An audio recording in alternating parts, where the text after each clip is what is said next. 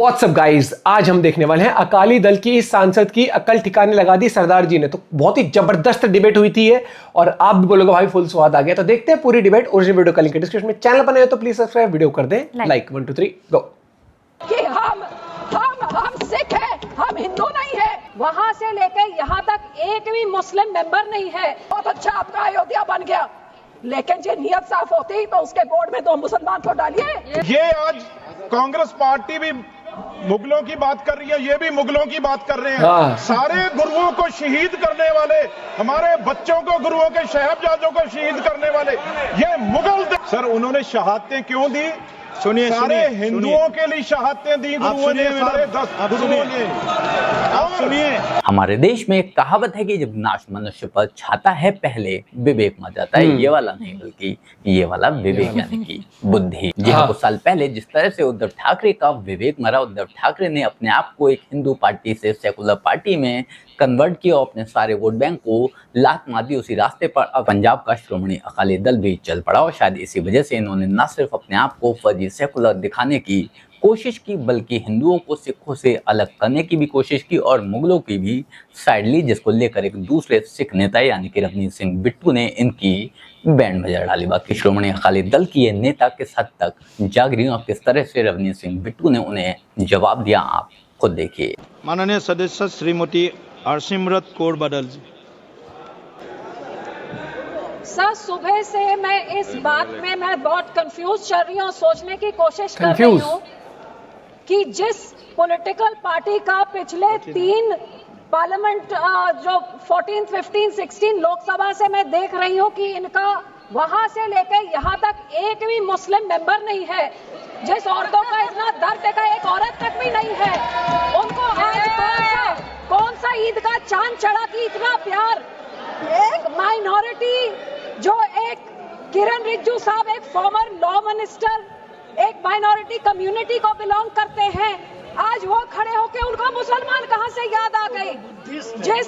जिस minority community, जिस party की सारी पॉलिटिक्स ही हिंदू मुस्लिम की पोलराइजेशन पे डिपेंडेंट है, जिसकी सारी राजनीति ही है पाकिस्तान, मुसलमान, खालिस्तान, आज इनको इतना दर्द कहां से आ गया कि हमारी मुसलमान बहनें, हमारे मुसलमानों का पैसा वो सही लग जाए।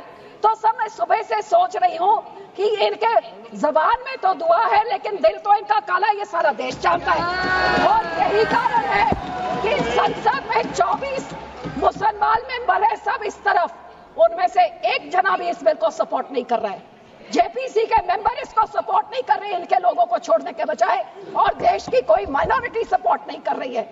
जिनका बिल इतना अच्छा होता तो तारीफें होती, लेकिन हाँ माइनॉरिटी है, आपके मंत्री है ना, इसलिए मैं इनको पूछना चाहती हूँ।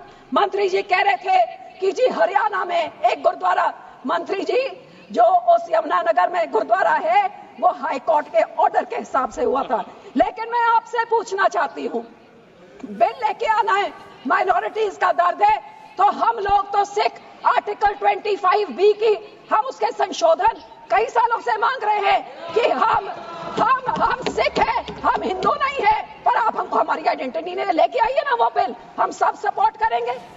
फिर आप हम इधर गुरुद्वारों के कब्जा, जो आपने हमारे गुरुद्वारे हिस्टोरिक जो आपने डिमोलिश करके, आपने जो डांग मार साहब सिक्किम में आपने डिमोलिश कर दिया, हरिद्वार में ज्ञान गोदरी आपने डिमोलिश कर दिया, उड़ीसा में मंगू मठ जो डिमोलिश कर दिया, जो माइनॉरिटी के गुरुद्वारे आप डिमोलिश कर रहे, बहुत अच्छा आपका अयोध्या बन गया, लेकिन जो नियत साफ होती तो उसके बोर्ड में 2 मुसलमान को डालिए।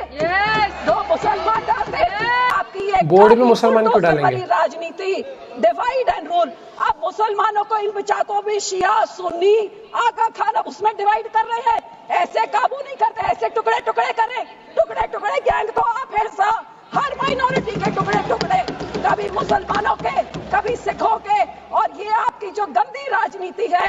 आप ये इतना सोच लीजिए सर 2 मिनट कि जैसे जो हमारे गुरबानी में कहते हैं ना, जो आप बीजते हो वही आप भोगते हो। आज जितने इधर बैठे हैं इन सब के कोई ना कोई रिश्तेदार बाहर के देशों में भी हैं। आज यहाँ पे आप मुस्लिम्स को, सिख्स को, माइनॉरिटीज को, क्रिश्चियंस को, मणिपुर में क्रिश्चियंस के साथ ऐसे बिल मुसलमानों के साथ, हमारे संस्था में सिख के साथ जो बाहर के देशों में क्रिश्चियन डोमिनेटेड और मुस्लिम डोमिनेटेड में जो हिंदू रहते हैं, आज ये मणिपुर के साथ जो होता है, मणिपुर का बहुत संवेदनशील विषय है। उसके ऊपर Christian squad should be deleted. Manipur हमारे लिए क्रिश्चियन हिंदू का इश्यू नहीं है। This word should be deleted. Please complete madam, please be seated, flow में फिर प्लीज बी सीटेड।